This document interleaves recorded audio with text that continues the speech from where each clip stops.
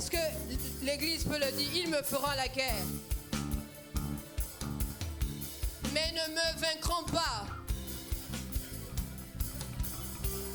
Car le Dieu redoutable est avec moi. Encore une fois, déclare-le de tout ton cœur. Ils me feront la guerre, mais ne me vaincront pas. Car le Dieu redoutable est avec moi. Alléluia. Et tu vas dire, quelles que soient les épreuves et les oppositions, je tiendrai ferme. Le Dieu de victoire vit en moi. Quelles que soient les épreuves, alléluia, et les oppositions, je tiendrai ferme. Le Dieu de victoire, le Dieu de victoire vit en. Avec vie éternelle, est-ce qu'on peut dire ce matin, ils me feront la guerre. Ils me feront la guerre. Mais ne me vaincront pas. Mais ne me vaincront pas. Car le Dieu redoutable est avec moi. Oh, ce matin, je dis, quelles que soient les épreuves, quelles que soient les obstacles et les oppositions, je tiendrai ferme. Oui, je tiens ferme. Le Dieu de victoire vit en moi. Dis encore, quelles que soient les épreuves, Quelles que soient les est-ce que tu peux acclamer ton Dieu ce matin? et les oppositions, Je tiendrai ferme. je tiendrai ferme. Le Dieu de victoire. De victoire vit en moi. Alors j'avancerai, j'avancerai ferme, ferme et inébranlable, caché, caché dans le Dieu redoutable. Déclare encore, j'avancerai, j'avancerai ferme et inébranlable. Oh, caché dans le Dieu redoutable. Est-ce que c'est ta déclaration ce matin? Amen. Lorsque tu fais cette déclaration, vous savez, il y a des chants qu'on prend, mais il y a d'autres chants où tu es en train de faire une confession de foi. Amen. Et ce matin, tu es en train de faire une confession de foi. Que la batterie continue, parce que nous allons reprendre avec un peuple de foi ce matin. Est-ce que tu peux acclamer la victoire que tu as déjà? Ce matin, nous célébrons la victoire que nous avons déjà.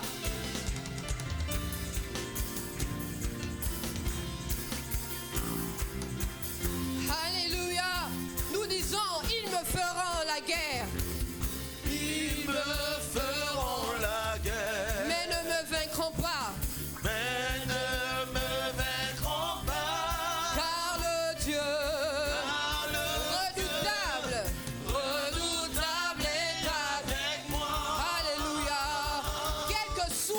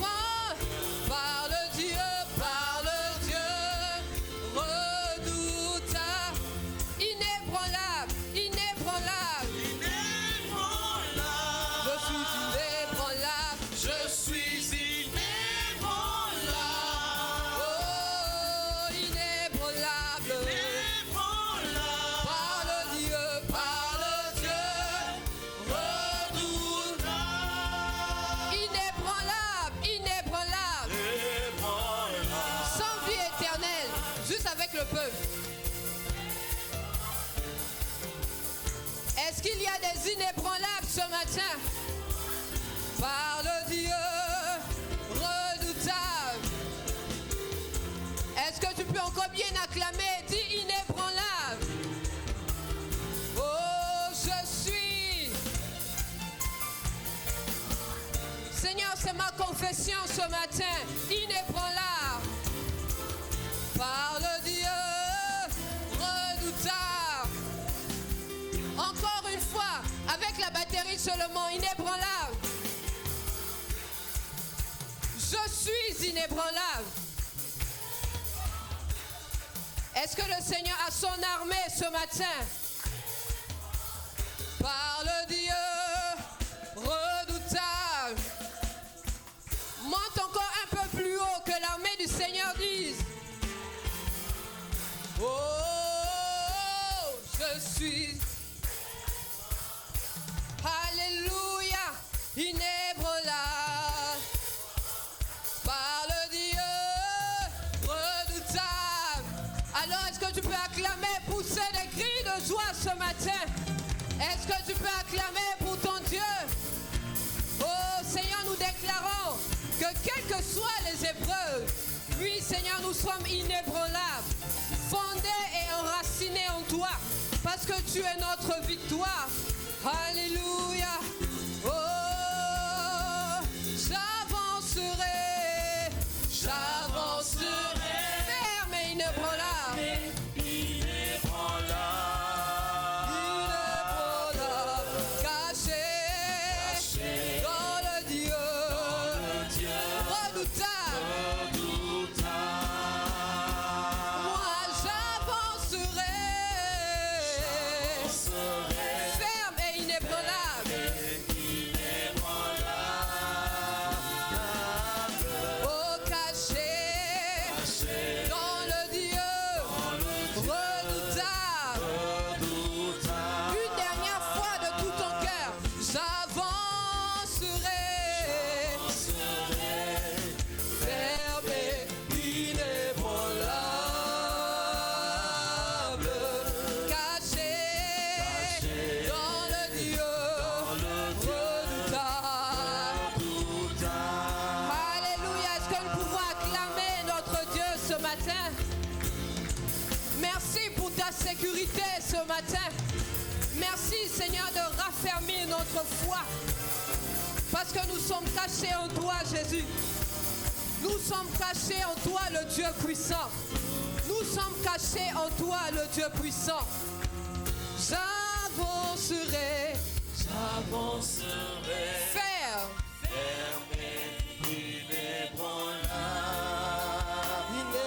Inébranlable, caché dans le Dieu redoutable.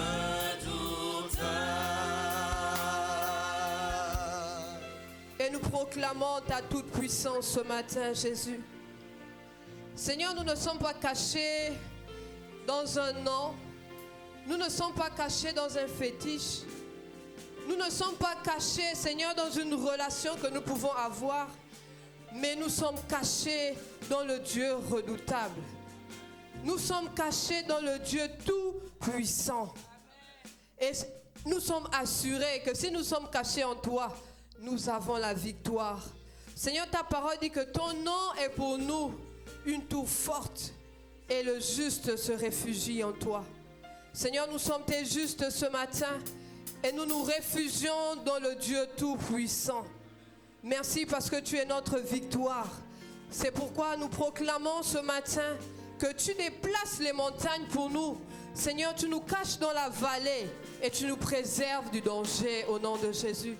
Seigneur, tu es le Dieu véritable, tu es le Dieu vivant. Et c'est toi que nous honorons en ce jour.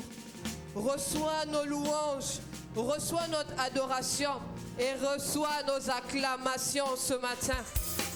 Alléluia. Reçois nos cris de joie aussi ce matin. Alléluia. Oh, oh, mon Dieu est puissant. Tu déplaces les montagnes, me caches dans la vallée, me préserve du danger.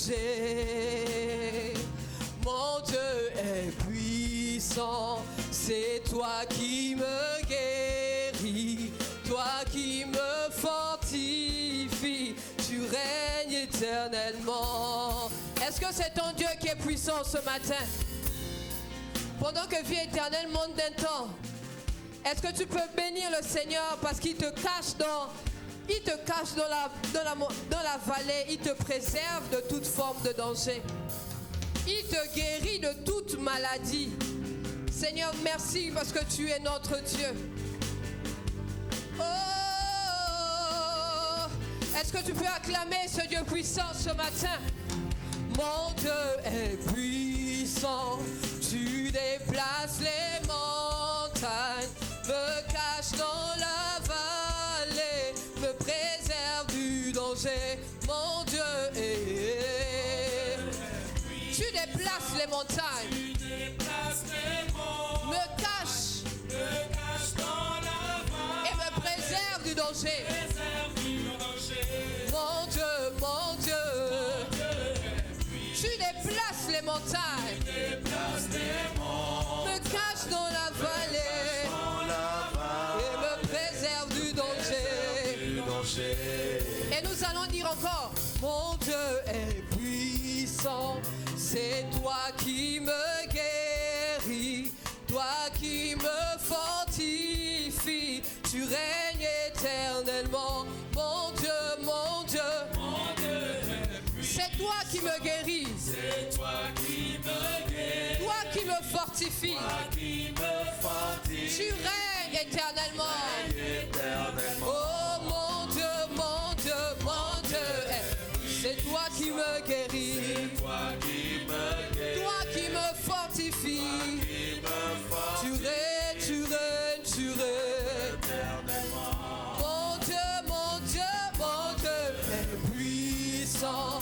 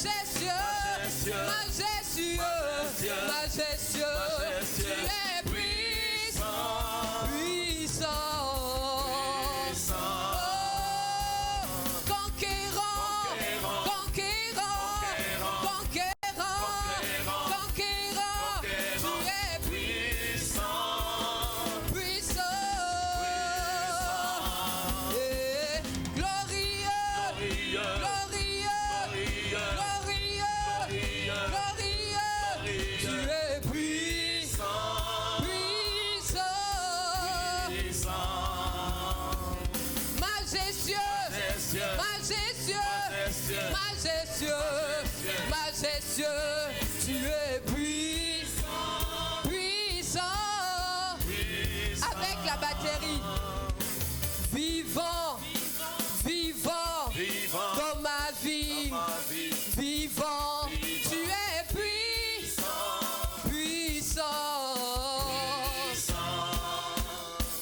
tu es présent, tu es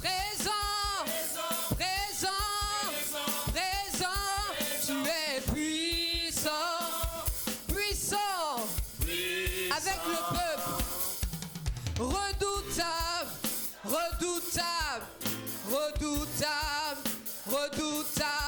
tu es. Qu'est-ce qu'il est pour toi ce matin? Oh, guérisseur,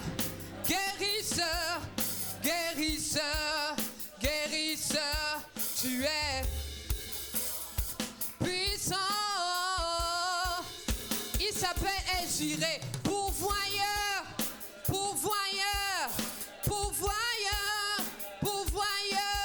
tu es puissant et majestueux. C'est pourquoi nous t'acclamons ce matin, parce Parce que tu es majestueux. Tu es puissant, puissant. Mon Dieu est puissant. Tu déplaces les montagnes, me caches dans la vallée, me préserve du... Est-ce que tu peux encore le dire ce matin? Mon Dieu.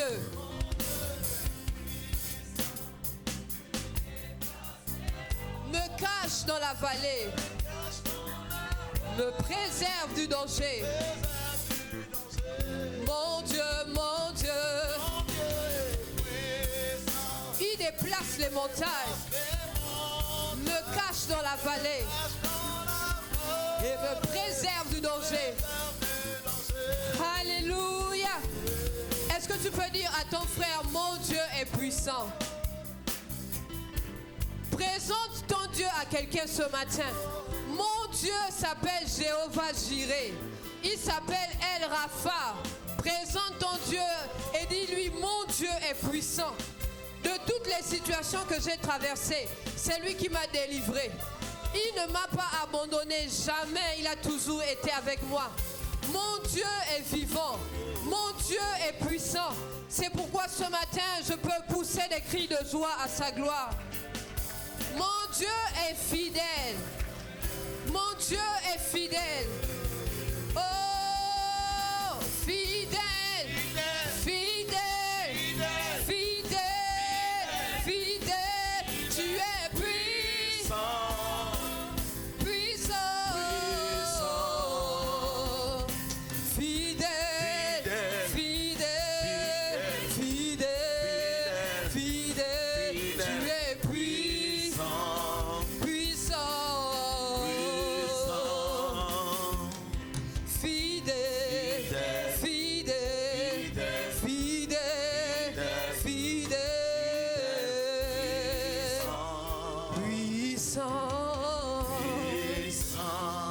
Alors bénis la puissance et la fidélité de Dieu ce matin.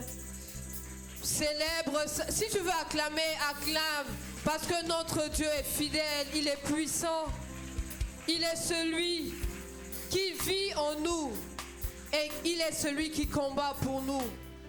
Seigneur, nous te bénissons ce matin. Élève ta voix et bénis la fidélité et la puissance de Dieu dans ta vie. Le diable a voulu t'enterrer précocement, mais le Seigneur a démontré sa fidélité dans ta vie. Le diable a voulu te faire mourir par accident de circulation, mais le Seigneur a démontré sa puissance dans ta vie. Le diable a voulu te faire mourir par maladie, mais le Seigneur a démontré sa toute puissance dans ta vie. Est-ce que ce n'est pas une raison de le célébrer, de l'acclamer? N'attends pas toujours le culte d'action de grâce pour rendre grâce et gloire à ton Dieu. Acclame-le bien pour ce qu'il a fait pour toi. Alléluia. Comment ne pas te bénir ce matin? Seigneur, toi qui es fidèle et qui est bon pour nous. Alléluia. Et moi,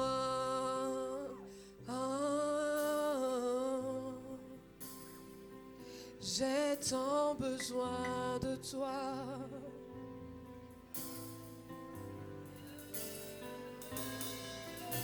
Et moi,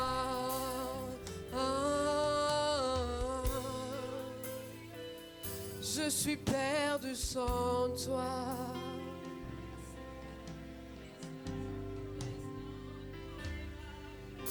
Et moi,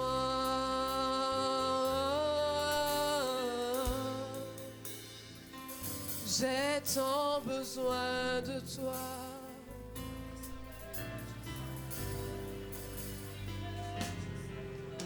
Et moi,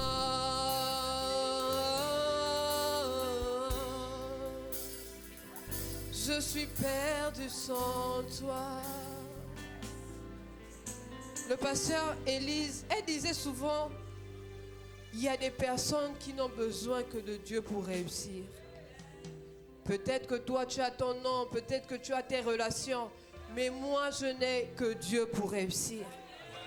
Si je n'ai pas Dieu, je ne suis rien, je suis perdu. Je suis vraiment un sandwich dans la bouche du monde des ténèbres. Je n'ai que Dieu pour réussir. Seigneur, c'est ma prière en ce jour. Je n'ai que toi pour réussir. Je n'ai personne d'autre, Seigneur, je n'ai que toi. Je reconnais que si ce n'est pas toi, Seigneur, à qui d'autre irait? C'est toi qui as les paroles, qui me guérissent, qui me protègent. Alléluia. Alléluia. Et moi, j'ai tant besoin de toi. Alléluia. Et moi,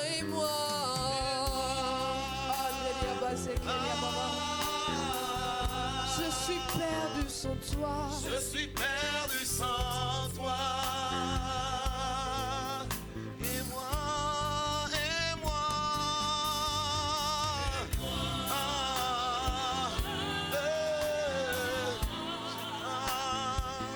j'ai tant besoin de toi.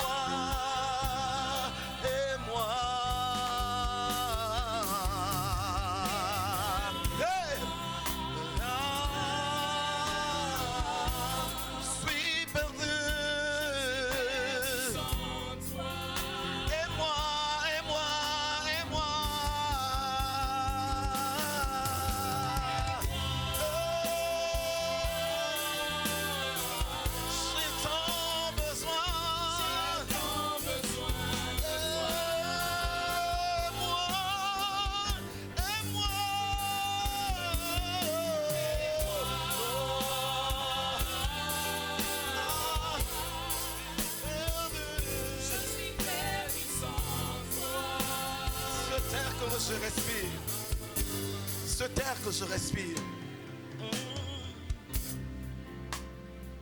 cet air que je respire, cet air que je respire, c'est ta présence.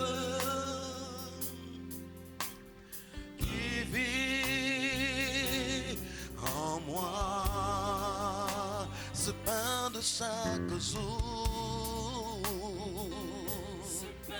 de chaque jour, ce pain de chaque jour, c'est ta parole, c'est ta parole.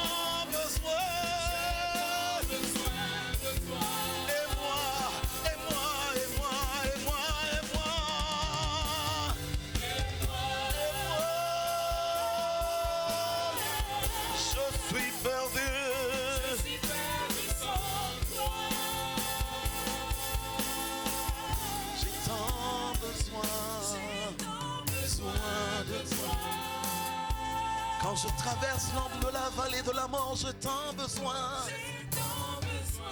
De toi.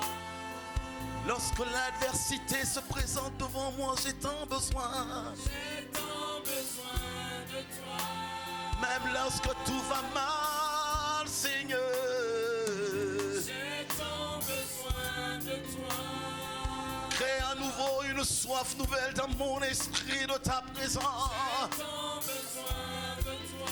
J'ai tant besoin, j'ai tant besoin. J'ai tant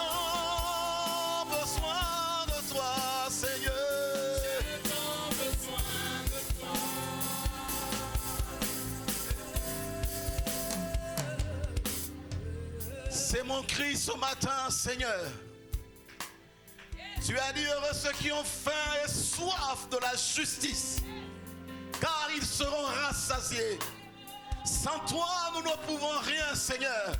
Nous avons besoin chaque jour de toi, de ton aide, de ton soutien, de ta parole et de ton esprit. Voilà pourquoi dans l'Assemblée des Saints ce matin, je m'écris, et moi, Seigneur, sans toi je ne suis rien, sans toi je ne vaux rien, sans toi je n'ai pas de valeur. Seigneur, ce matin tu nous donnes encore de la valeur. Nous sommes précieux à tes yeux, Seigneur. Et moi,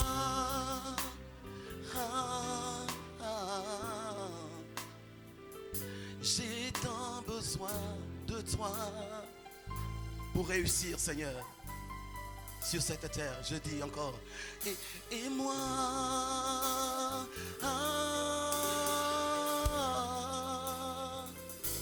je suis perdu sans toi. Je suis perdu sans toi.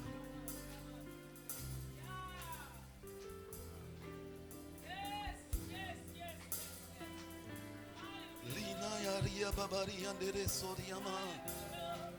Enaniana ariere na sadaria mama. Enaniana.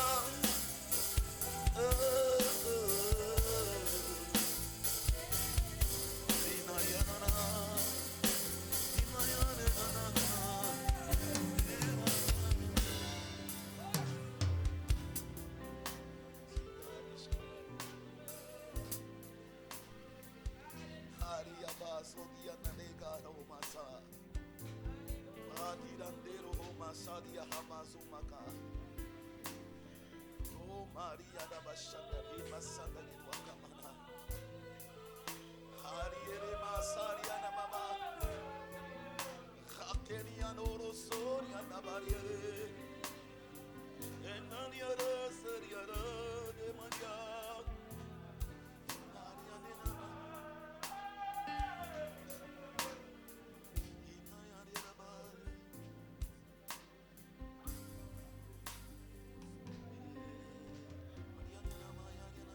Alléluia.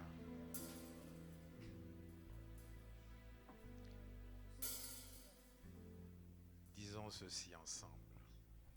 Les armes avec lesquelles je combats ne sont pas charnelles.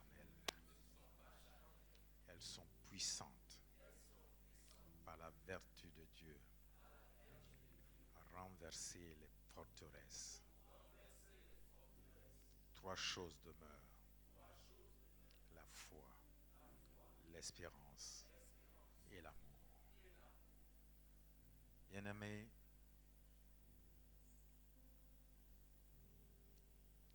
imaginons-nous justement le combat entre David et Goliath.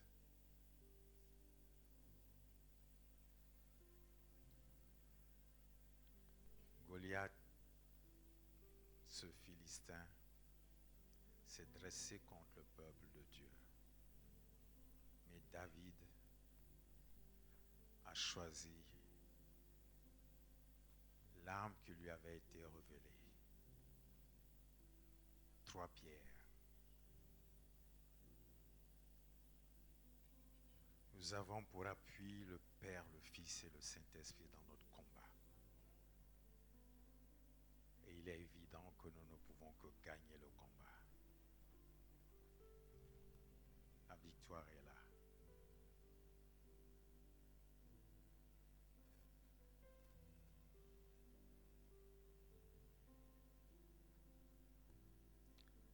Je te bénis ce matin, Père,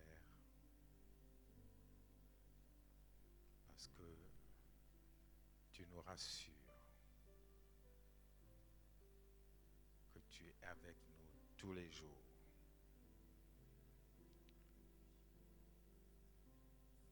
Et nous te bénissons.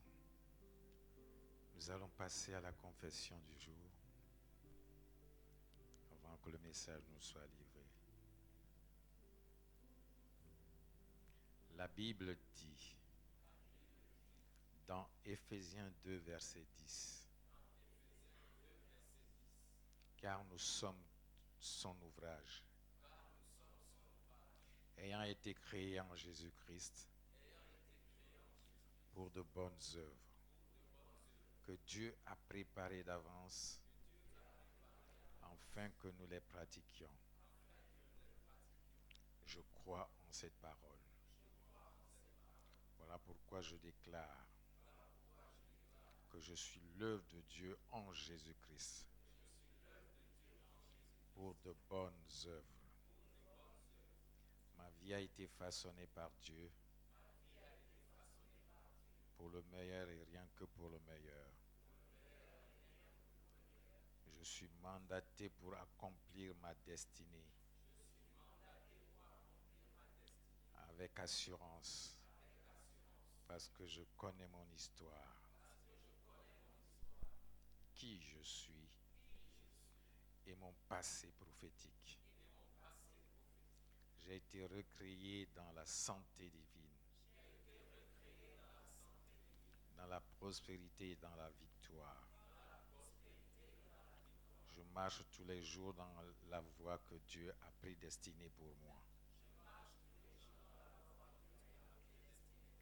Je ne dévie pas de cette voie, mais je garde les yeux fixés sur Jésus, l'auteur et le consommateur de ma foi. J'ai reçu la vie divine dans mon esprit. Et cette vie agit en moi, dans mes pensées et dans mon corps physique. Dieu m'a certifié comme étant un vainqueur. Je règne sur le monde et son système. Je règne sur les démons d'infirmité et sur la mort. La vie dans mon corps repousse et détruit les germes de la maladie. Je suis né à Sion, la cité du Dieu vivant, dans la montagne de sa sainteté, l'endroit où l'on dit qu'aucun habitant ne dit je suis malade. Je sais quelque chose sur la vie et la mort. Sont au pouvoir de ma langue. Je suis né avec la vie de Dieu en moi. Je regarde le monde du sommet de la montagne, de sa sainteté. Je regarde le monde dans une position élevée au-dessus de tout. Je ne peux pas être défavorisé dans cette vie. Parce que je regarde du sommet de la montagne de Sion. Celui qui est en moi est plus grand que celui qui est dans ce monde. Je suis indestructible et incorruptible. Je suis un enfant de Sion, un citoyen du pays bien-aimé de Dieu. Je suis arrivé à la place de mon héritage. Et j'y suis.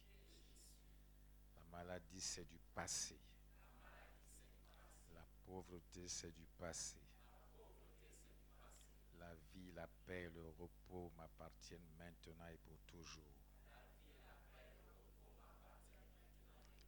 Chaque matin, je suis rajeuni comme l'aigle. Et je vis une vie sans limite d'âge. Mon histoire est une histoire de la grâce. Je suis pur, saint, sans tache, ni ride, ni rien de semblable. Le diable n'a rien à moi. L'amour est ma bannière. Je suis amour.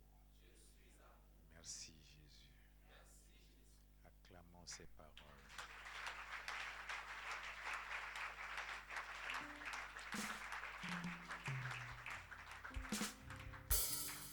Sur ce, j'invite mon bien-aimé, l'apôtre Meyoa Vladimir,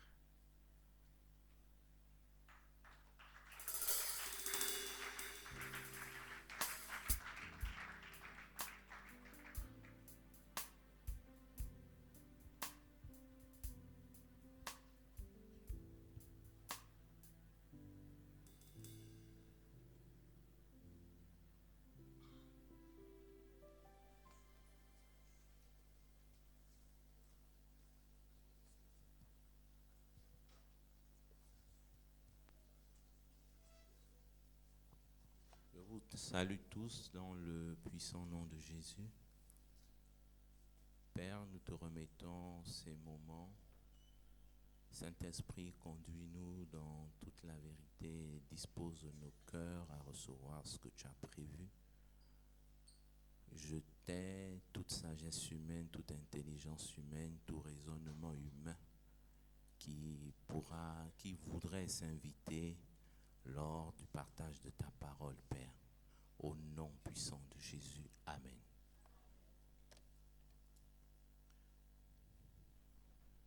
Tout à l'heure, le pasteur Oai nous a dit que Dieu restaure encore, qu'il guérit encore, qu'il peut restaurer les familles, qu'il peut restaurer nos vies, qu'il peut encore faire ce qu'il a toujours fait.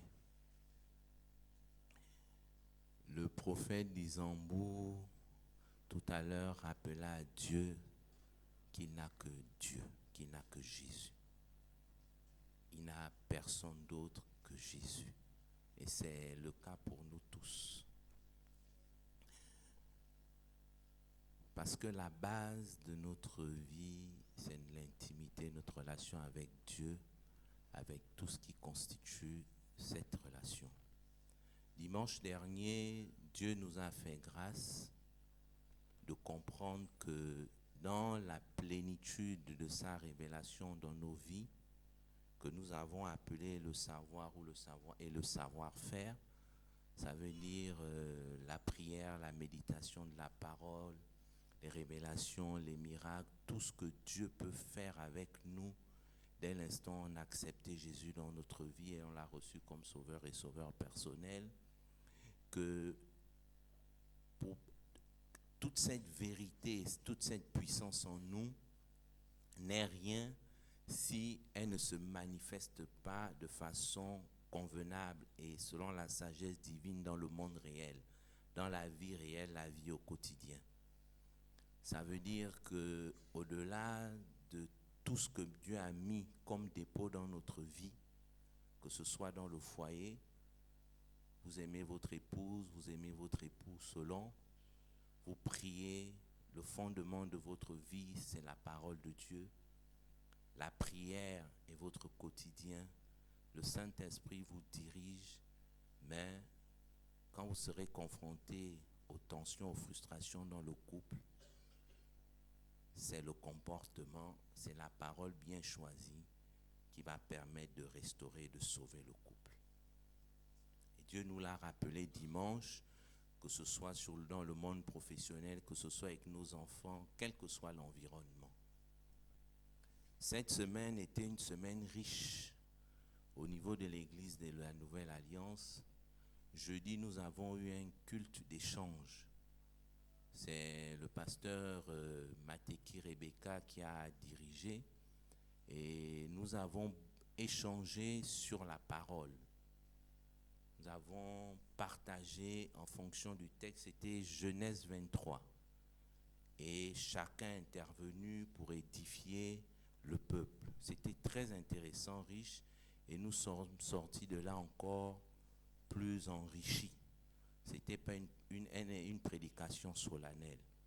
Hier samedi, nous avons fait le même exercice, mais concernant le référendum, concernant la Constitution, et nous avons un peu touché à l'aspect de la politique. la politique, par rapport à l'Église, par rapport aux chrétiens. Et c'était aussi dans le cadre d'un échange. Chacun a donné son avis, mais ce qui a été extraordinaire et exceptionnel, c'est que nous ne sommes pas partis des échanges des hommes politiques, mais nous sommes toujours partis de la parole de Dieu pour arriver à la politique réelle. Et nous sommes arrivés à des conclusions conformes à ce que l'Esprit dit dans la parole, mais appliquées à la réalité de notre vie en termes politiques. C'était vraiment enrichissant. Nous avons tous émis le vœu, le désir que l'Église puisse maintenant avoir ces échanges au-delà de la prédication solennelle, où de fois nous partons en nous posant 10 000 questions sur les aspects peut-être que nous n'avons pas compris et personne ne nous donne des réponses. Pourquoi je rappelle tout ça?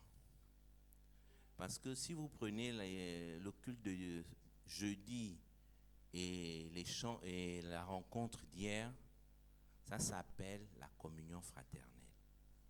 Simplement. C'est ça la communion fraternelle qui permet à chacun de grandir parce qu'on a le temps d'échanger sur nos expériences de vie avec Christ sur un sujet d'actualité, un sujet social. Dans ce que Dieu nous a dit dimanche, une question s'est posée. Et c'est le bien-aimé Evuna, M. Evuna, qui l'a posé. Ok, on doit avoir le savoir-être, on doit avoir une éducation pour pouvoir se comporter comme il faut, là où il faut et au bon moment. Mais comment faire pour l'acquérir? Il a posé la question, comment faire? Moi, j'ai un problème spécifique. Comment faire pour savoir quelle est la bonne attitude? Et c'est le diacre Bibalo qui, jeudi, lors du partage que nous avons eu après le culte avec le leader, qui nous parlait de l'expérience qu'il a eue, je crois, lundi. Une rencontre avec le Premier ministre, les syndicats, et il interpellait les autres en disant... On peut dire la même chose, mais en fonction de la personne qu'on a en face, il y a une façon de dire pour être écouté, pour qu'il soit réceptif. Mais on peut dire la même chose, ce sera toujours la vérité qu'on dira, mais la manière de le dire pour obtenir est différente selon l'autorité que Dieu met en face de toi. Mais comment faire pour arriver à avoir le bon réflexe et la bonne attitude qu'il a eue face à ses collègues syndicalistes, qu'il a permis d'influencer. Nous allons lire la parole de Dieu, nous allons partager 2 points. Le premier point, c'est tuons notre ego. L'ego ici, ce n'est pas l'arrogance. Ce n'est pas dans son expression d'arrogance, mais c'est dans son expression d'affirmation simplement du je, du moi, dans la vie quotidienne. Il arrive dans nos relations de couple que le mari dise « je », c'est moi qui décide. Il n'est pas arrogant vis-à-vis de sa femme, mais il exprime un peu avec excès l'autorité qu'il pense que Dieu lui a donnée. C'est ce moi-là, cet ego, que nous devons d'abord tuer en nous pour laisser Christ s'exprimer, le Saint-Esprit s'exprimer, de telle sorte que nous soyons disposés à recevoir ce qui va nous être transmis pour avoir la bonne attitude. Nous allons lire Matthieu 16, 24. Je lis la parole de Dieu. Alors Jésus dit à ses disciples, si quelqu'un veut venir après moi, qu'il renonce à lui-même, qu'il se charge de sa croix et qu'il me suive. C'est Jésus qui dit, il faut renoncer à soi. Il faut tuer le moi, il faut tuer l'ego. Sinon, ça ne sert à rien de venir, tu ne pourras pas me suivre. À un moment donné, dans la marche, tu vas tomber. Parce que le moi viendra revendiquer les éléments qui vont permettre au moins de se nourrir, d'exister et de grandir. Nous allons lire Matthieu 11, versets 29 à 30. Je lis la version Semeur. « Prenez mon joug sur vous et mettez-vous à mon école, car je suis doux et humble de cœur, et vous trouverez le repos pour vous-même. Oui, mon joug est facile à porter, et la charge que je vous impose est légère. » Au fond, tuer l'ego nous emmène à l'humilité. Tuer le moi nous emmène à l'humilité. L'humilité va nous disposer à accepter d'être enseigné, à accepter d'écouter, de comprendre, d'aller vers, en un mot, d'obéir à Dieu sur l'approche qu'il nous donnera face à une situation. Mais pour cela, il faut se tuer, il faut tuer son ego, il faut tuer son moi. Quand vous prenez 1 Samuel 17 et 1 Samuel 18, c'est l'histoire de David qui va combattre Goliath, qui commence son combat contre les Philistins. David. Dans 1 Samuel 17, quand vous prenez à partir du verset 34, 35, 36, c'est David qui va vers le camp, trouver ses frères, et puis, comment on l'appelle? Goliath crie. Et après, il va vers Saül. Et Saül propose à David l'armure. David refuse. David était berger. Et dans 1 Samuel 17, il rappelle à Saül que moi, quand j'étais berger, quand on volait, les bêtes venaient voler une brebis, je les déchirais pour les arracher de la gueule. Ça veut dire que David avait un niveau spirituel où, avec ses mains, il pouvait déchirer et obtenir la victoire. Et puis un jour, Dieu dit à David, tu montes en puissance. Tu dois influencer maintenant à la dimension de la nation. Et le problème de la nation s'appelait Goliath. Mais pour régler le problème de Goliath, il fallait l'arme pour le combat. Mais Dieu dit à David, c'est la fronde et la pierre. Il ne dit plus, avec tes mains, va combattre pour retirer de la gueule du lion la brebis. Quand il monte à un niveau supérieur, il enseigne David. Et il dit à David, pour ce combat, c'est la fronde et le caillou. David tue Goliath. Parce que le problème d'Israël s'appelait Goliath, ça ne s'appelait pas Philistin. Ils avaient peur de Goliath, mais ils n'avaient pas peur des Philistins. Parce que Goliath était géant, à lui seul, il faisait trembler tout le peuple d'Israël. David remporte le combat. 1 Samuel 18, David chasse 10 000, Saül chasse 1000. Mais comment David chasse 10 000? Il chasse 10 000 en portant maintenant l'armure qui n'était pas adaptée quand il devait tuer Goliath. Il avait maintenant un cheval, il avait une épée, il avait une armure et il allait au combat avec l'armée. La Bible ne nous dit pas qu'il avait un sac de cailloux avec des frondes et quand il allait avec l'armée, il s'arrêtait, il tirait, il tuait un Philistin, il tirait. Parce que le combat, c'était maintenant contre les Philistins dans l'ensemble. Donc, le seul caillou ne pouvait pas rentrer dans chaque Philistin pour que David tue 10 000. Dieu a donné à David à ce moment parce qu'il est monté à un autre niveau spirituel. Dieu a donné à David un autre équipement pour influencer, briller pour la gloire de Dieu. David finit par devenir roi. Et quand David devient roi, David n'arrête pas la guerre.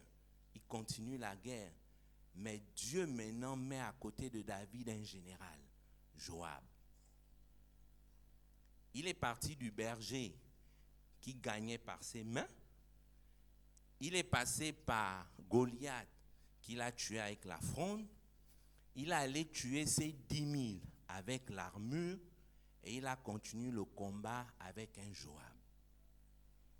À chaque étape, Dieu a réinitialisé David pour savoir comment agir face à la situation.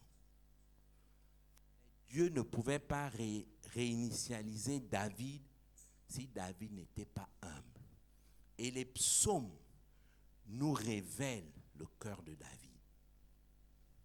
David était quelqu'un qui avait un cœur humble, disposé à écouter Dieu. Et sa force ne reposait que sur Dieu. Psaume 23, quand vous lisez « L'Éternel est mon berger, je ne manquerai de rien. Il me Vous allez voir le cœur de David, vous prenez le psaume 91, vous prenez le psaume 112. David avait un cœur humble. Donc, pour avoir tué son ego, son moi, il acceptait d'être enseigné.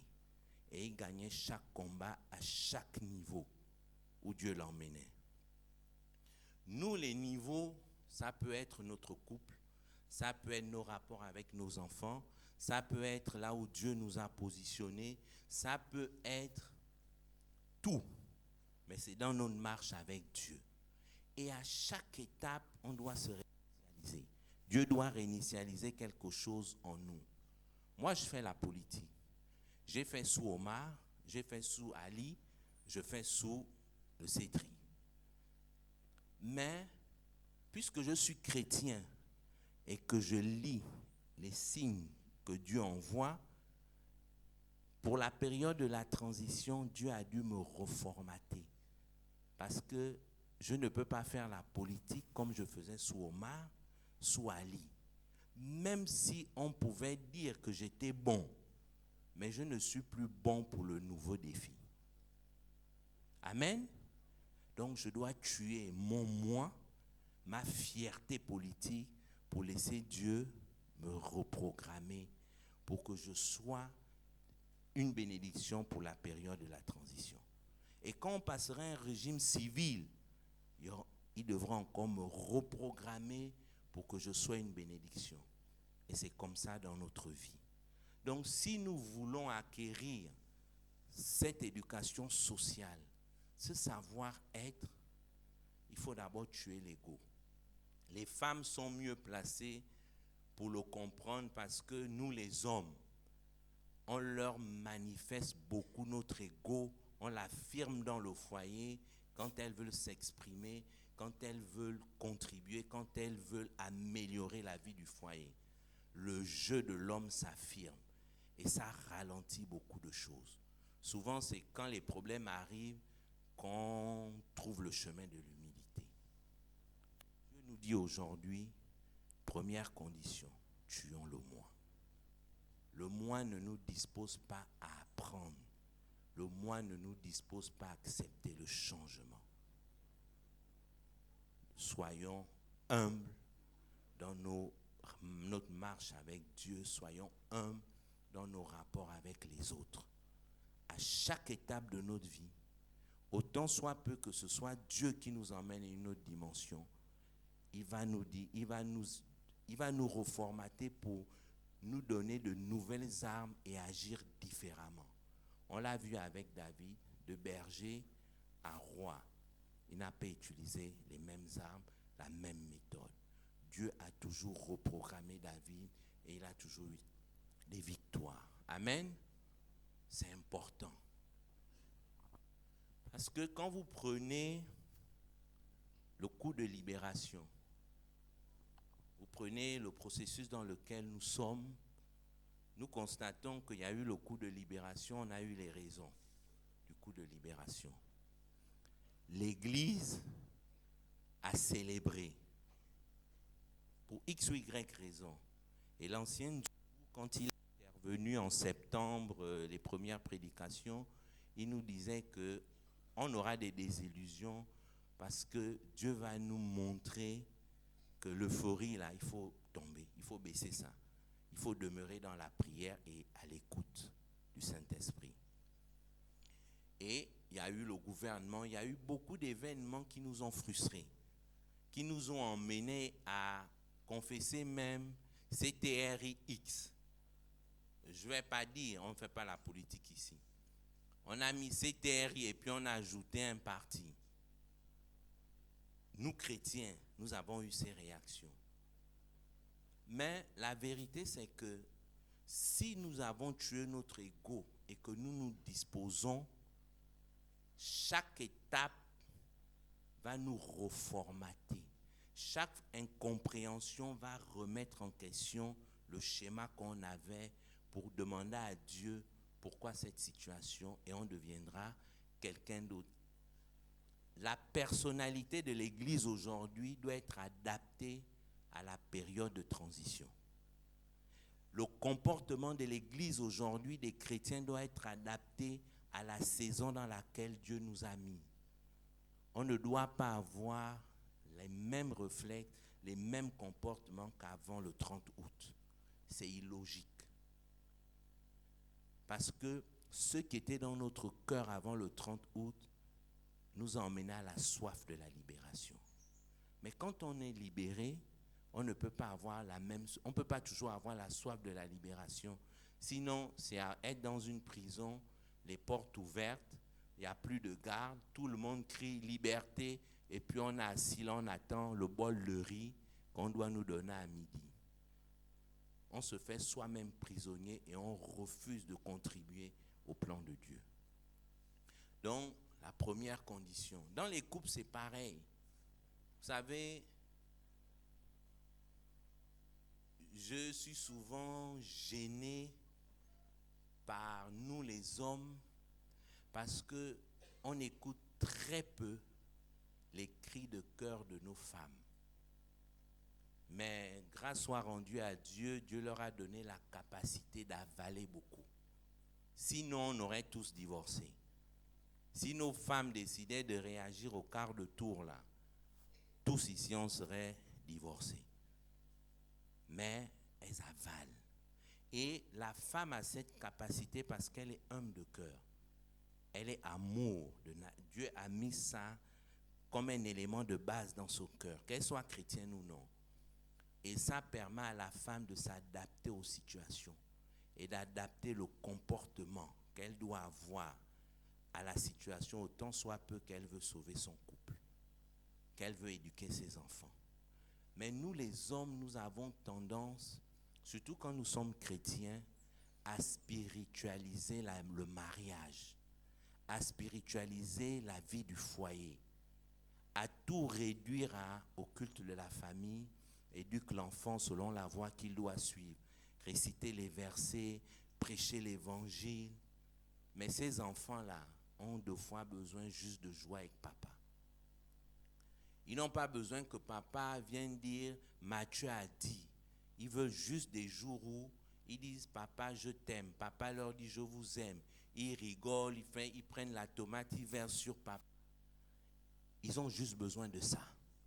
Mais les mères le savent. Sauf que nous, pères, pire pères chrétiens, on est très spirituels. On met une pression sociale dans nos maisons.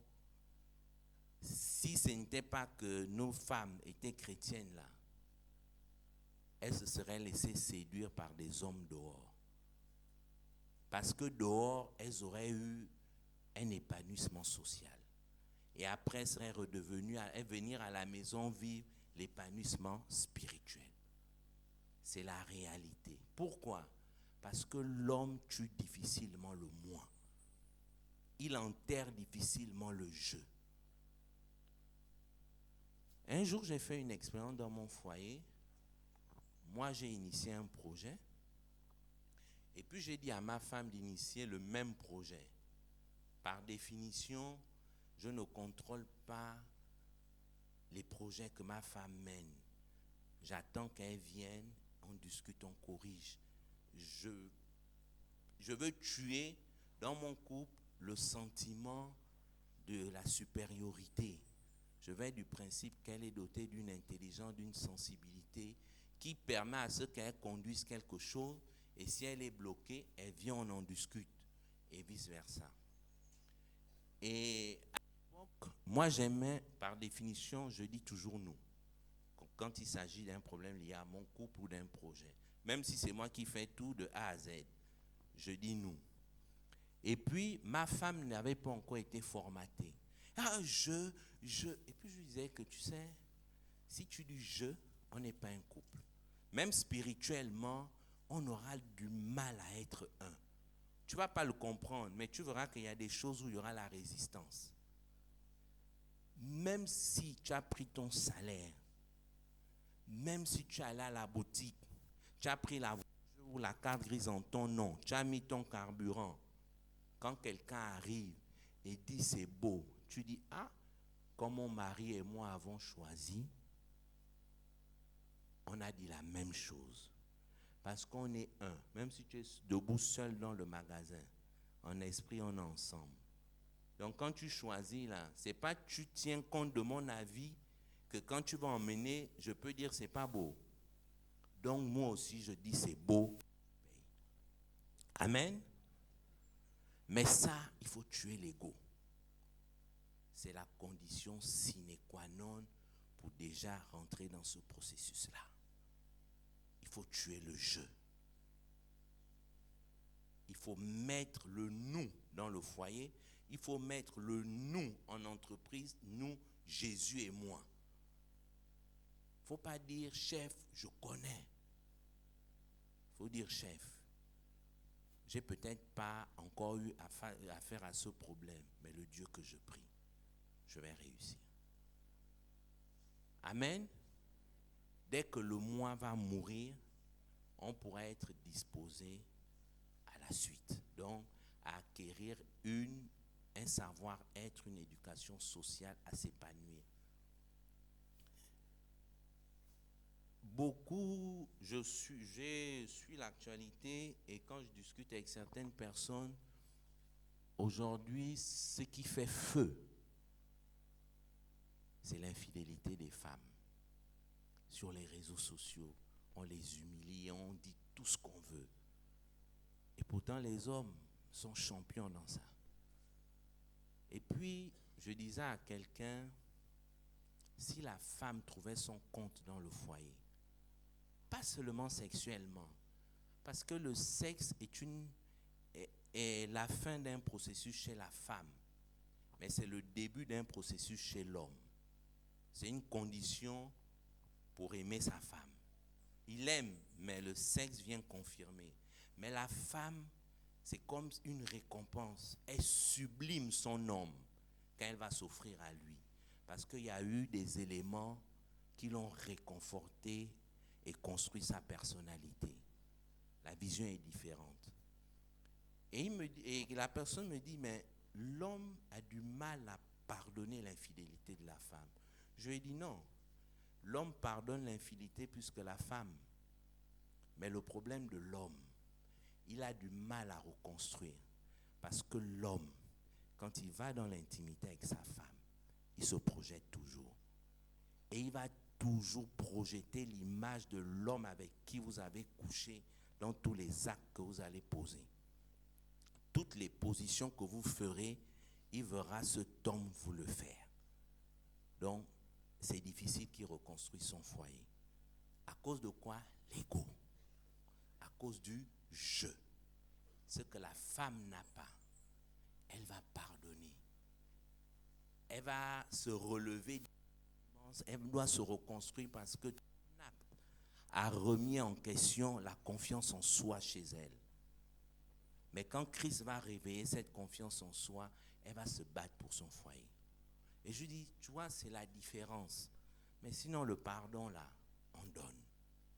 C'est reconstruire qui est difficile à cause de l'ego. C'est l'ego qui nous emmène à plutôt favoriser le divorce. Donc, si on tue l'ego, on va commencer à reconstruire nos foyers, nos maisons, nos carrières, notre pays, et on ira dans la voie de la restauration. Le deuxième élément part de l'amour. C'est la communion fraternelle. vous avez tué votre ego, vous vivez les expériences qu'on a eues jeudi et qu'on a eues samedi. Vous vous disposez à entendre les autres, à recevoir des autres pour mieux comprendre les choses. Et c'est l'évangéliste Lawson qui nous disait samedi que maintenant il comprend mieux la politique. Parce que quand on va dans les causeries du monde, ils nous partagent leur conception qui vient corrompre la parole de Dieu en nous.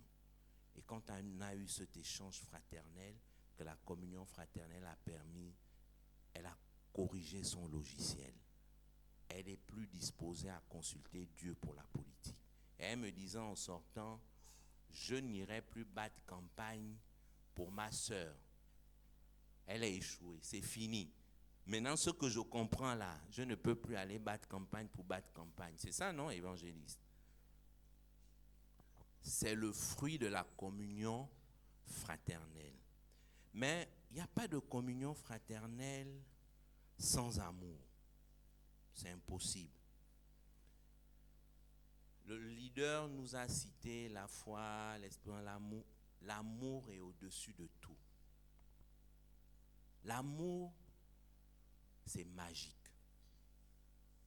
Je vais toujours prendre le symbole du mariage parce que qu'on soit célibataire ou non, dès qu'on a atteint la puberté, on aspire à être avec quelqu'un. Le monde, c'est dans le péché. En Christ, c'est dans le mariage. Et donc, quand on prend les exemples sur ce qui nous préoccupe le plus dans notre réalisation, ça se grave dans notre tête parce que c'est un vécu quotidien. Dimanche dernier, je disais qu'après un an, il n'y a rien qu'une femme a sur le corps qui peut encore surprendre son mari. C'est pourquoi elle ajoute des artifices en sous-vêtements, nuisettes et autres pour maintenir le charme. Après, elle fera les soins du corps. Chaque année, elle va vous trouver un nouveau masque, un nouveau gommage, un nouveau massage, un nouveau coin pour son corps. C'est la même chose, il n'y a rien que l'homme a qui n'a pas encore fait qui va surprendre sa femme. Mais l'amour a ça de particulier. L'amour rend extraordinaire tous les actes que vous allez poser dans le couple. Sans l'amour, ça devient monotone. Mais quand vous mettez l'ingrédient de l'amour, vous pensez que c'est magique. Vous pensez que cette femme a quelque chose qui... C'est pourquoi les femmes qui ont été confrontées à l'infidélité, je leur dis toujours, si ton mari te dit que dehors c'était bon, c'est un menteur. Parce que dehors, il allait goûter sans l'amour. Deux fois même, il a insulté cette fille quand il couchait avec elle. C'est comme ça les hommes. Mais l'amour rend magique ces instants entre ton mari et toi. C'est la magie de l'amour.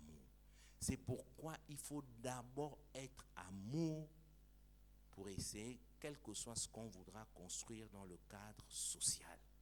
C'est l'amour qui va rendre tous nos actes magiques. Sinon, ce qu'on fait dans le couple là, on peut aller faire ça dehors. Sinon, l'éducation qu'on donne à nos enfants là, si on va chez le voisin, on trouvera une meilleure éducation. Mais l'amour rend exceptionnel tout ce qu'on fait pour les gens. C'est la nature de Dieu. C'est parce que c'est la nature de Dieu. C'est que c'est comme si, quand vous faites quelque chose par amour, Dieu lui-même y touche et il transforme en or, en diamant, en bien précieux. Et ça s'adapte à votre besoin et ça répond au verset qui dit « L'Éternel pourvoit à tous mes besoins ». Parce que l'amour vient tout ajuster pour qu'il n'y ait aucun manque. Amen. C'est la condition pour passer à la communion fraternelle. Ne manifestez pas la communion fraternelle si vous n'êtes pas amour. Ça deviendra de l'hypocrisie.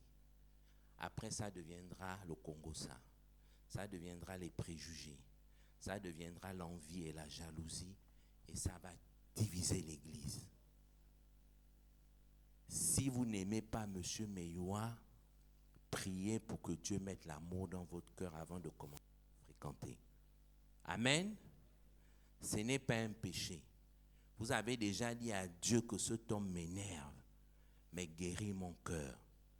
Attendez le processus de Dieu avant de commencer à aller fréquenter Monsieur Meyoua. Même si on fait l'appel ici, que fréquentez-vous, si le cœur n'est pas prêt, ne va pas fréquenter. Tu vas perdre la foi.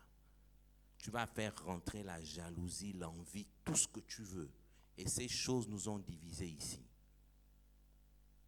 Parce qu'on a forcé la communion fraternelle sans emmener la pratique de l'amour entre nous. Et on s'est envié, on s'est jalousé. On s'est même discuté le privilège du Père. Le Père aime qui plus que qui? Ça froissait nos cœurs. On a vécu ça ici. Si tu n'es pas amour et tu ne te sens pas prêt, ne fréquente pas la personne. Prie dans le secret le temps que Dieu te guérisse. Amen. Parce que le deuxième élément qui est la communion fraternelle, ce que vous allez faire dans la communion fraternelle va impacter ta marche avec Dieu. Et donc va impacter ton quotidien. Dans les couples, vous allez voir que la qualité, quand j'étais en juin en France au décès de mon petit frère, j'ai une de mes belles-sœurs, son mari a été nommé en 2024, là, il occupe un poste politique. Et puis je l'ai fait asseoir. Je lui ai dit, moi je fais la politique. Ton mari rentre en politique. Si tu restes en France, la cause de la nationalité, tu es chrétienne, accepte que le jour où tu viendras, tu trouveras une autre femme. Je lui ai dit, elle me dit pourquoi? J'ai dit, le monde politique, dès que tu commences l'émission, on te propose des femmes qu'on met dans ta chambre. Si ton chef est bordel, pour qu'il t'emmène dans l'émission, il doit être sûr que toi-même tu suis les femmes. Parce que tu seras son chargé de mission pour trouver la femme dans la ville où il parle. Et pour que quand il rentre dans sa chambre d'hôtel, il la trouve déjà dans la chambre.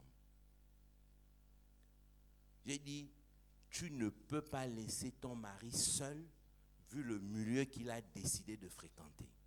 Tu dois être à côté de lui. Il peut être spirituel, il va céder.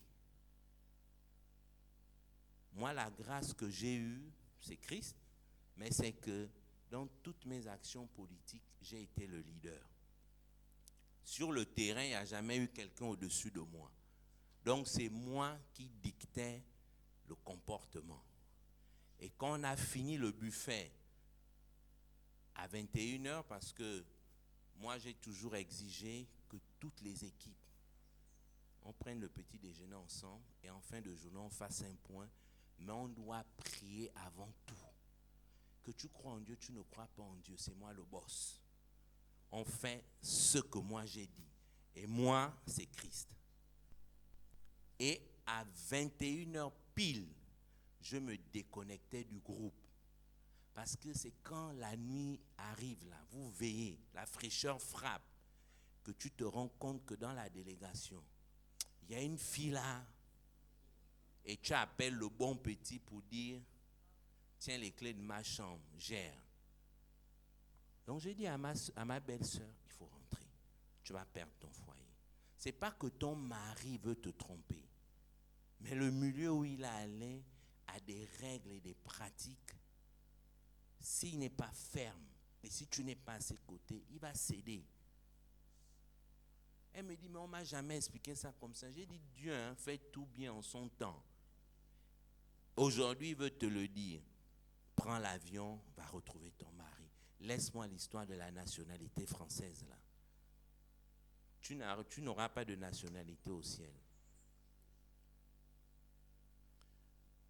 Donc, vraiment, mais ça, l'amour et la communion, parce qu'on a communié, on a pu discuter, J'ai pu lui dire que moi, le milieu là, j'ai l'expérience. Hein. Voilà. Si tu n'es pas à côté de ton mari, moi j'ai la grâce, j'ai ma femme à côté. Donc je lui dis tout. Pourquoi je lui dis? Pour que si la tentation arrive, la honte d'aller confesser le péché, là, je vais dire pardon. Je ne parle pas parce que je lui ai déjà dit que voilà ce qui arrive, au nom de Jésus, on brise. Mon frère, tu as fait avec moi au nom de Jésus et tu viens me dire que tu es tombé. Tu es un bandit.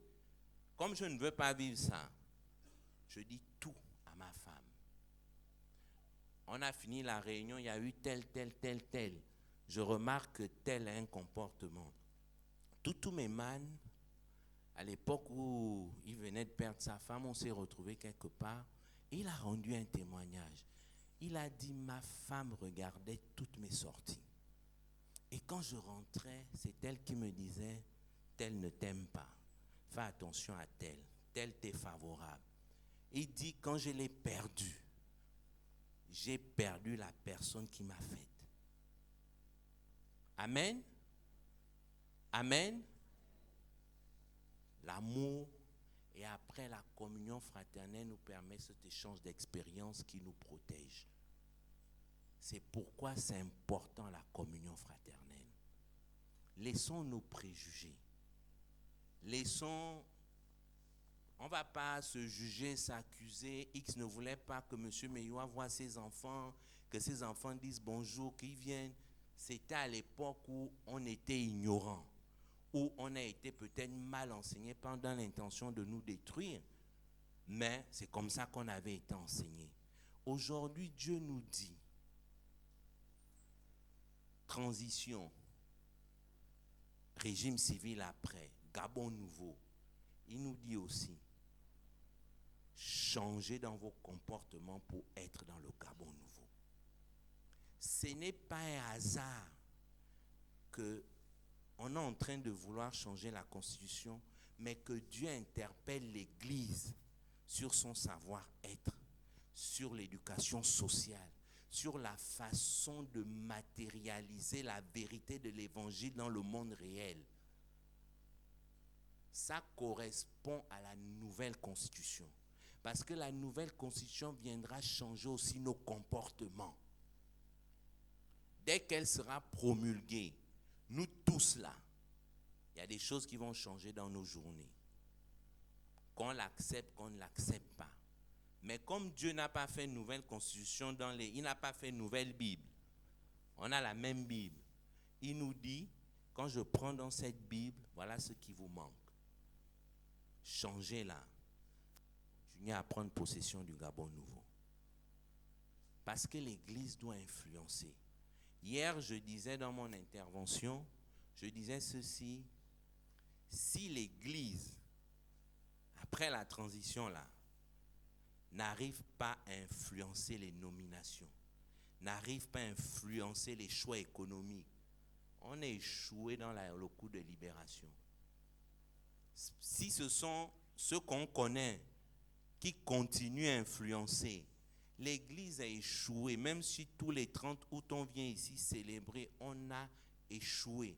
Parce que le coup de libération, c'est aussi l'influence de l'Église rétablie dans la nation. C'est les prophéties de Fletcher mises à jour. La Bible dit tes bontés se renouvellent. Donc, même si Fletcher avait dit et qu'on avait vu que quand ça a essayé, ça ne s'est pas fait. La Bible dit la parole de Dieu ne revient jamais à Dieu sans avoir accompli ce pourquoi elle est sortie. Donc, les prophéties de Fletcher sont reparties vers Dieu. Et chaque Dieu a dit, ça revient que quand ça repartait, et accomplissait. Amen. C'est les temps dans lesquels nous sommes. L'Église ne vaudra rien si elle n'influence pas la nation au quotidien. Et influencer la nation, il y a la prière. Quand je vous parle, je vais du principe que la vie de prière, la méditation de la parole, le temps avec Dieu, l'intimité avec Dieu est un acquis. Donc, je ne parle plus de cet aspect. Quand vous me donnez votre fille en mariage, vous allez du principe que c'est une femme. Donc, vous n'allez pas revenir sur la constitution de son corps. vous allez donner les conseils pour réussir dans le mariage. C'est ce que je fais. On est déjà un peuple élu. On a pour fondement la parole. On a Christ, on a le Saint-Esprit, on manifeste. C'est le préalable. Maintenant, quand on a tout ça, il faut que dans la vie réelle, ce soit manifeste. Et ça va se manifester en fonction de l'environnement, du temps, de la saison, et c'est ce qu'on appelle le savoir-être. Vous ne parlez pas à un ministre comme vous parlez à son DG, comme vous parlez à son chef de département, à son chef de service. Si vous faites ça, la porte du ministre se ferme. Ce n'est pas que Dieu n'a pas disposé le ministre pour vous bénir, mais votre comportement a fermé la porte. Dieu nous dit, et les comportements du Gabon nouveau. Tuons le moi, soyons amour et favorisons la communion fraternelle. Ne voyons pas la communion fraternelle comme l'agapé. Non. La communion fraternelle, c'est m'asseoir après le culte avec le pasteur Mateki Armel et on échange sur un sujet qui va m'édifier et transformer l'homme qui est en moi. C'est ça la communion fraternelle dont je parle. Ce n'est pas l'agapé. Ce n'est pas les repas que nous avons faits dans les restaurants ou à la plage. Qui se souvient encore des enseignements de ces échanges-là? Personne? Bon, il y a le diacre Anita qui se souvient des interventions de Madame Zoubou. Voilà, ça l'a beaucoup. Madame Zoubou parle beaucoup des femmes. Donc, ça l'a beaucoup touché là. C'est resté. Amen. Donc, rentrons dans cette union fraternelle qui va nous changer, nous transformer, parce que les prédications solennelles n'ont pas souvent l'impact qu'on attend et qu'on pense. Et la preuve, deux fois après le culte, on reste là à bavarder, parler de tout et n'importe quoi, le dépôt s'en va. Quand on arrive à la maison, on ne se souvient même plus. Est-ce que vous comprenez? Mais dans la communion fraternelle, l'avantage c'est que on parle du vécu.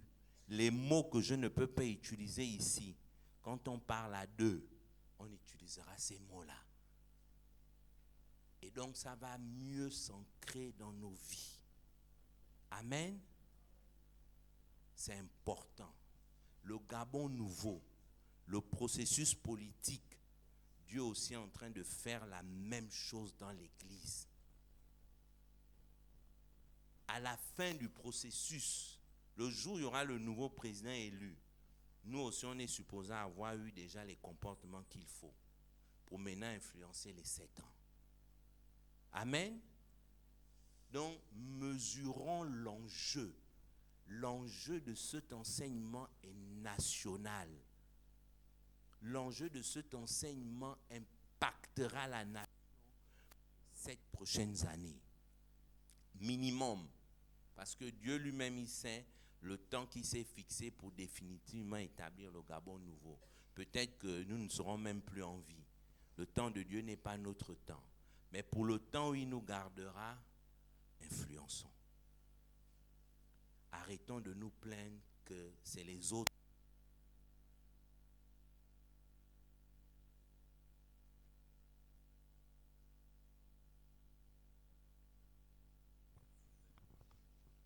Amen. Je faisais un témoignage samedi. Ici, je ne vais pas citer les noms. J'étais dans un bureau avec quelqu'un et il faisait passer un entretien. Un jeune. Il avait le BEP. Et puis le jeune a échoué l'entretien. Et une personnalité de la place rentre dans le bureau. Et puis il fait le salut maçon au jeune. Parce qu'il reconnaît son frère. Et il salue celui qui faisait passer l'entretien, qui était aussi. Et celui qui faisait passer l'entretien a tiqué. Il lui dit, donc c'est un frère. Il dit, oui. Il est dans la loge telle, là-bas dans tel quartier. Il a pris la fiche d'évaluation. J'étais dans le bureau. Il a pris la fiche d'évaluation. Il a refait, il a mis évaluation réussie, OK.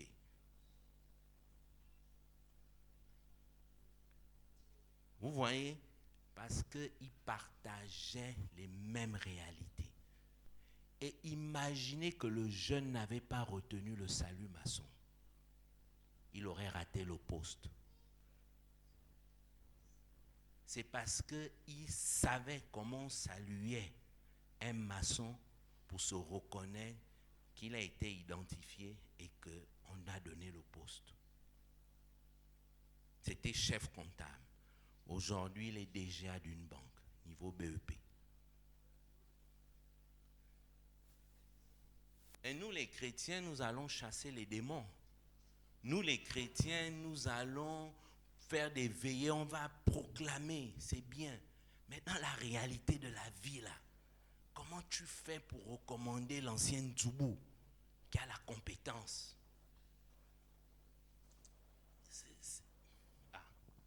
Mais l'onction est partout. Hein. Amen. Comment tu fais? Eux, ils avaient des codes. Nous avons quel code? On n'est pas poli. On ne se parle pas. On ne se dit pas bonjour. On ne se connaît pas. On ne se fréquente pas. Parce que notre code, c'est les fruits de l'amour. C'est ça le code que Dieu nous a donné. C'est la manifestation des fruits de l'amour. On ne les manifeste pas. Je vais proposer l'ancien Djoubou comment? Quand on va me poser la question, il n'y a aucun signe qui va m'identifier à lui. Et donc, je n'aurai pas la bonne réaction. Mais Dieu nous dit aujourd'hui, mes fils, tout je vous ai donné en héritage. Vous n'êtes pas en retard.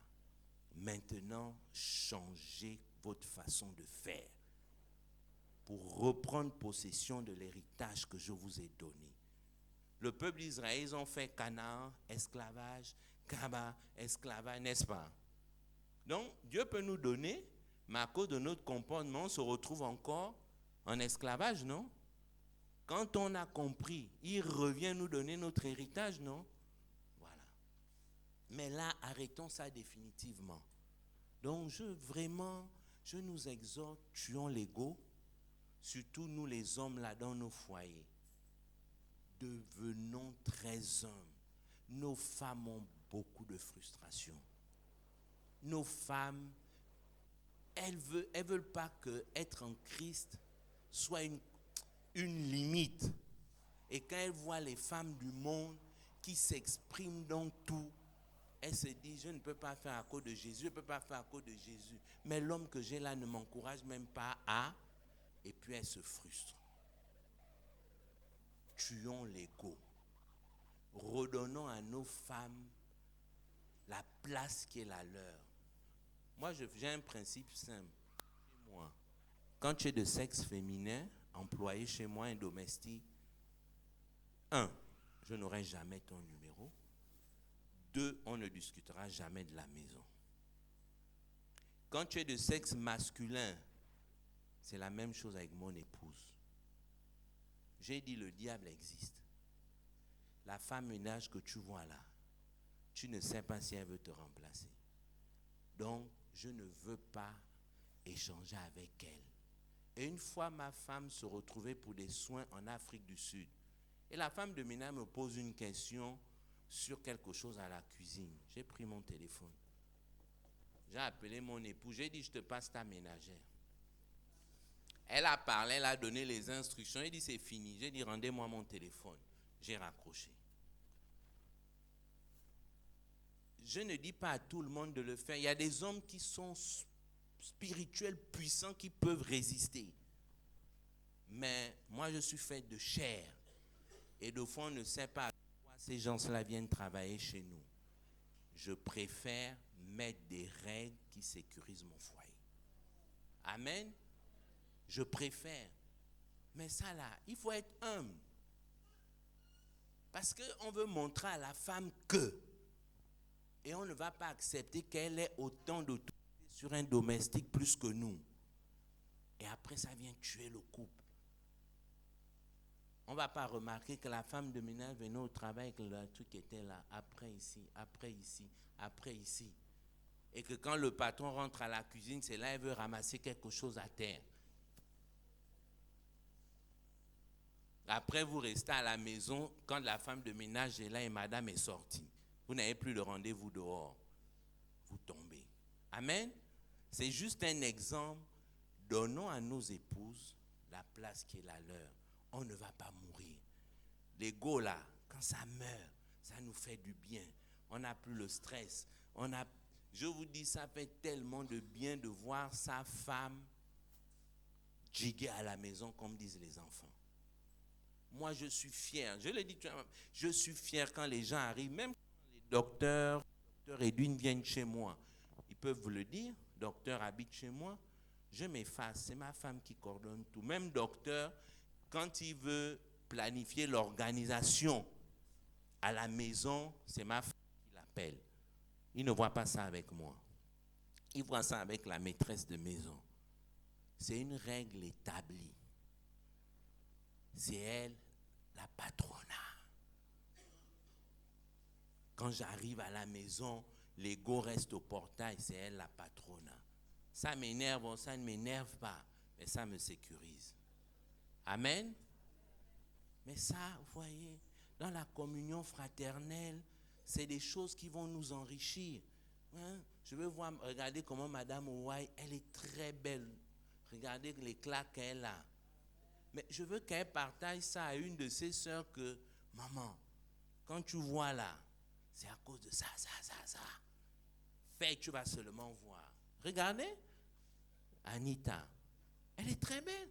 Je pense que mon frère lui a dit le matin en sortant, tu es belle ma chérie. Elle est très belle. Donnons-leur, vous verrez que quand elles auront cette place, l'éclat va doubler. Elles ne sont pas en concurrence avec nous. Elles ne sont pas en concurrence. Il y a des choses qui ne vont jamais se réaliser dans nos vies si on ne leur donne pas leur place. Il y a un éclat qu'on n'aura pas si on ne leur donne pas leur place. Si on se soucie de la maison, en tant que Dieu nous a donné des fonctions qui nous absorbent, on ne va pas réussir. On laisse. Maman, tu es la maîtresse de maison, dis, fais. L'essentiel, c'est qu'on en discute. Mais gère. Tu as ce discernement que moi, je n'ai pas. Elle est contente. Tu vas seulement entendre, oh, ma soeur est passée par ici. Parce qu'elle voulait aussi que sa soeur voit que je brille dans ma maison. Va dire à la famille, moi je brille, je suis épanoui. Elle préfère ça au collier Christian Dior que tu iras payer 1 million.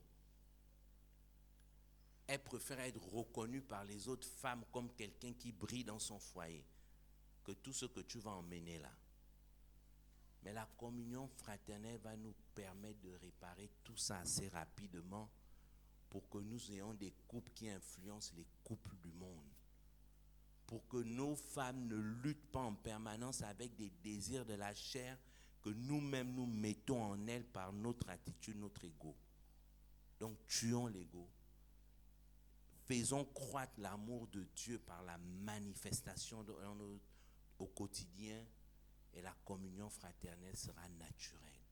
Et elle va produire des fruits dans notre vie. Que Dieu nous bénisse.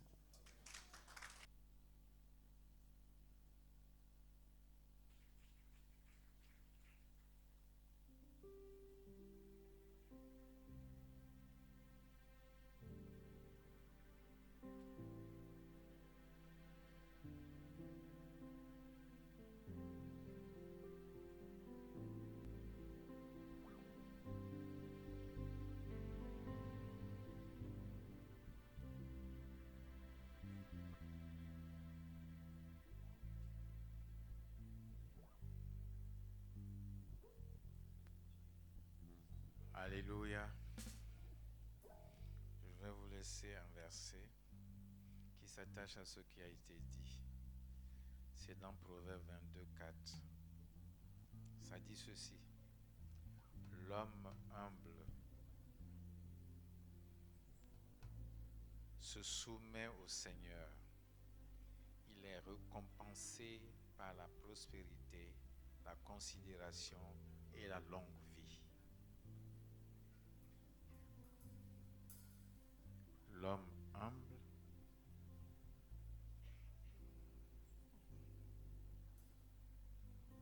se soumet au Seigneur, il est récompensé par la prospérité, la considération et une longue vie.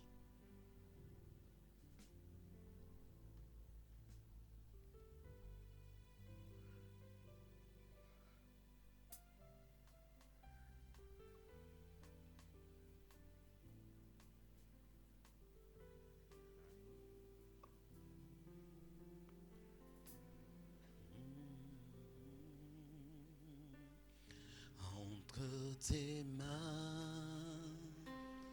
tu tiens nos vies pour ce temps et d'éternité. Je sais Nos tes offrandes vies. et nos dîmes. Entre tes mains, tu tiens nos vies pour ce temps et d'éternité. Je sais que tu vis parce que tu vis. Je n'ai rien à craindre, mes lendemains sont assurés. Entre tes mains, tu tiens ma vie pour ce temps et l'éternité. Je sais que tu vis parce que tu vis. Je n'ai rien à craindre. Les lendemains sont assurés.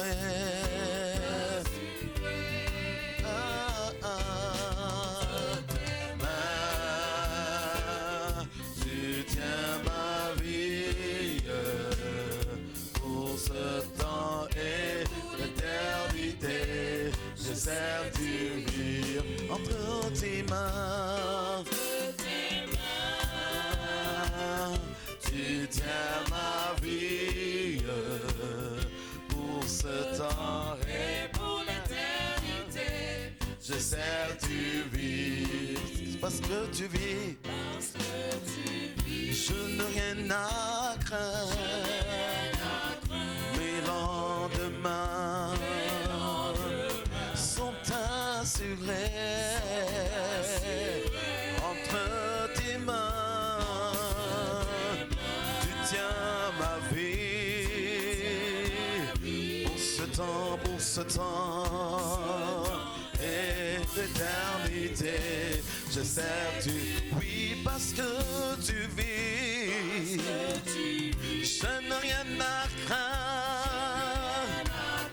Nos lendemains sont assurés.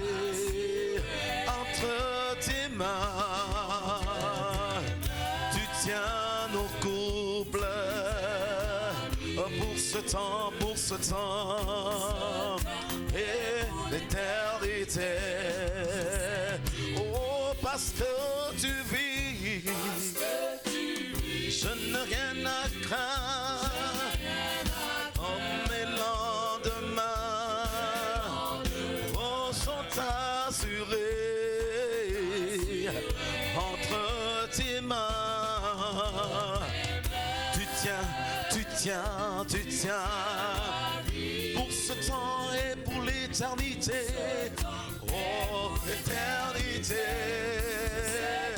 Oh, parce que tu vis, je n'ai rien à craindre. Nos lendemains sont assurés. Entre tes mains, tu tiens pour ce temps et l'éternité. Je sais que tu Alléluia, nous bénissons ton nom Jésus. Toi qui vis d'éternité en éternité, Seigneur. Comme nous venons de le confesser, je n'ai rien à craindre parce que tu es avec moi. Merci pour ta fidélité en ce jour. Merci, toi qui nous donnes chaque jour. Seigneur, c'est toi qui pourvois à nos besoins. C'est toi qui nous bénis, Seigneur, dans notre travail. C'est toi qui nous bénis dans le commerce. C'est toi qui nous bénis dans les affaires. Nous venons te rendre toute la gloire, Seigneur, pour ces offrandes. Ce que nous avons apporté ce matin, nous te les recommandons, Père, afin que tu les multiplies dans le nom de Jésus. Que l'honneur et la gloire te reviennent à toi et à toi seul. Amen. Nous allons passer aux annonces. Amen. Que Dieu soit béni pour sa parole. Alors je viens rassurer l'homme de Dieu que les enseignements qui sont donnés lorsque nous sortons restent et sont plantés dans la bonne terre. Amen. Donc nous nous rappelons de ce que Madame Dinzambou est, le diacre, elle n'est pas seule. Il y a beaucoup qui se rappellent de toutes les semences et qui les utilisent dans leur foyer. Amen. Pardon? Comment? Et l'autre chose, c'est que je vois que l'homme de Dieu a vraiment un fardeau pour les couples. Et là, je parle aussi pour le bien de nos enfants et de nos jeunes gens. Il y a des termes souvent qui sont utilisés, qui sont propres au cadre de la chambre. Et ils n'ont pas besoin aussi d'être informés de ce qui se fait entre un homme et une femme, d'accord? Donc, vraiment, si le docteur peut donner ou le pasteur peut donner un cadre pour que ces échanges soient faits dans ce cadre uniquement, pour ne pas aussi infecter les enfants. Mardi, on a dû faire sortir les jeunes parce que les termes étaient un peu crus. Donc, vraiment, vraiment, que le Seigneur nous aide à pouvoir utiliser les mots qu'il faut le dimanche. Amen. Alors, y a-t-il des personnes qui viennent pour la première fois ce matin? Nous aimerons juste vous dire bonjour. Amen. Est-ce que la maman peut se tenir debout, s'il vous plaît? Est-ce que nous pouvons honorablement et chaleureusement l'accueillir? Que Dieu soit béni pour ta présence, maman. Tu es la bienvenue, c'est la maison de Dieu, c'est ta maison. Et donc, après le culte, accordez-nous juste quelques instants de votre temps. Il y a des hommes de Dieu qui vont vous recevoir. Amen. Prenez place, que Dieu vous bénisse. Nous rappelons à ceux qui font le fondement qu'il y a cours tout à l'heure, fondement 1 et fondement 2.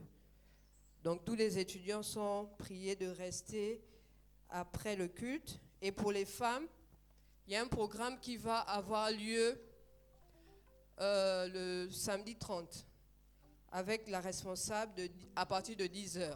Ça va être de 10h à 15h, donc à 16h.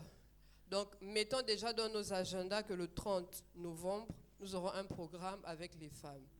Amen. Un programme très enrichissant avec des intervenantes équipées.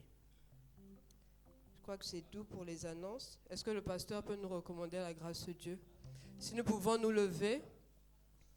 Le programme de semaine, merci évangéliste. Nous nous retrouvons les mardis, les jeudis. L'homme de Dieu, l'apôtre, a parlé tout à l'heure de ce qu'on a eu jeudi. C'était très édifiant, les temps de méditation. Donc toute l'église est conviée à ces moments. Le vendredi, nous prions pour la nation à partir de 17h. Le samedi, il y a évangélisation. Et le matin et le dimanche, nous nous retrouvons pour célébrer notre Dieu. Amen.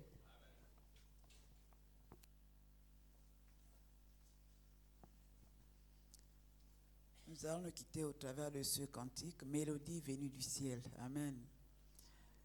Dieu m'amène à vous dire, pour terminer, pour clôturer ce culte, montons encore plus dans la présence de Dieu.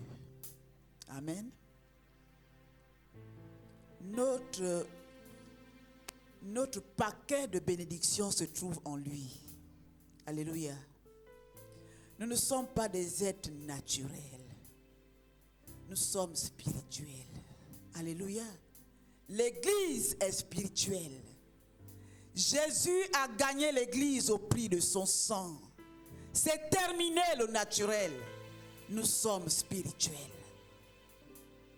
Nous avons tout en lui, en Jésus. Nous avons été acquis au prix de son sang. Bien-aimé, tout ce que tu désires, tout ce que tu aspires, tout ce dont tu as besoin se trouve en lui. En lui, nous avons. Alléluia. Même si les choses tardent, mais cela est en lui. Monte dans la présence de Dieu. Il a dit monte ici. Bien-aimé, montons. Montons dans la prière, dans la méditation de la parole, dans notre relation avec lui. Et nous allons contempler la gloire de Dieu. La Bible dit que ce monde passera. Ce monde va être emporté comme un vent. Alléluia. Montons. Montons. Alléluia. Est-ce qu'on peut proclamer les paroles de ce chant? Mélodie venue du ciel. Il y a une sainte crainte qui monte dans mon cœur. Il y a une sainte crainte qui est dans mon cœur en ce moment. Rebo chanta karebo zokonto. Eperebo shakantara bababa. Yozonto korebo shinta karebo zokonto rebo shindaka. Erebo zakanta. Dieu nous veut dans l'adoration en ce moment. Un chant doux et merveilleux. Tous les anges en d'une seule voix célèbre. Est-ce qu'on peut tous lever les mains devant le trône pour lui rendre ce qui lui est dû? Mélodie venue du ciel. Un chant doux et merveilleux. Tous les anges en harmonie d'une seule voix. Alléluia. Hey, y'a pas cantara baba. Ta puissance et ta gloire remplit l'univers. Dans l'éclat et ta beauté. Ta beauté sans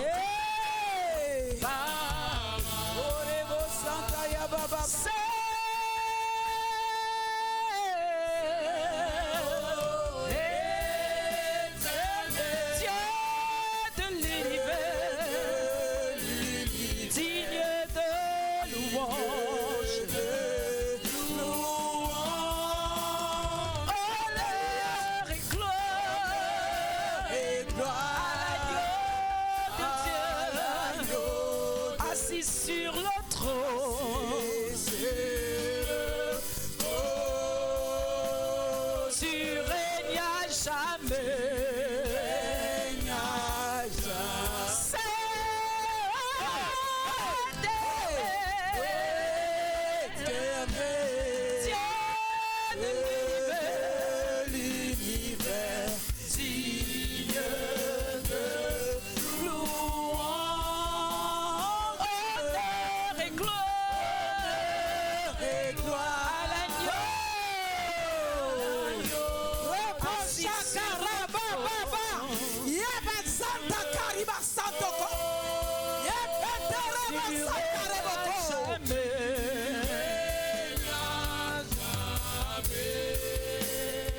Assis sur le trône, tu règnes à jamais.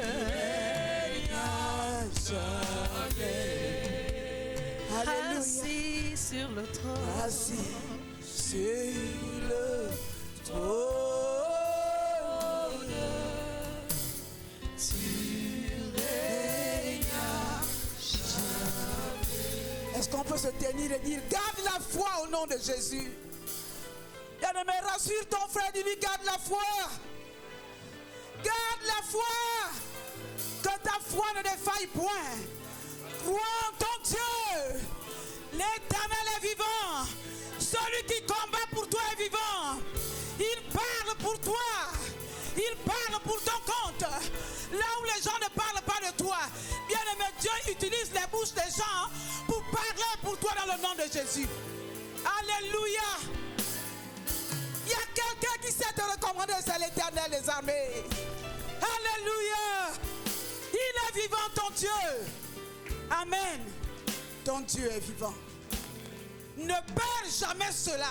Ton Dieu est vivant. Job a dit, mon Rédempteur répondra le dernier. Alléluia. Ton Rédempteur répond le dernier. Pour chaque domaine de ta vie. Pour la vie de tes enfants. Ton Rédempteur répond le dernier. Alléluia. Alléluia. Je vous souhaite un bon dimanche. Entre les mains du Seigneur. Au nom de Jésus. Amen. Gloire à l'agneau. Gloire à l'agneau. Gloire, gloire.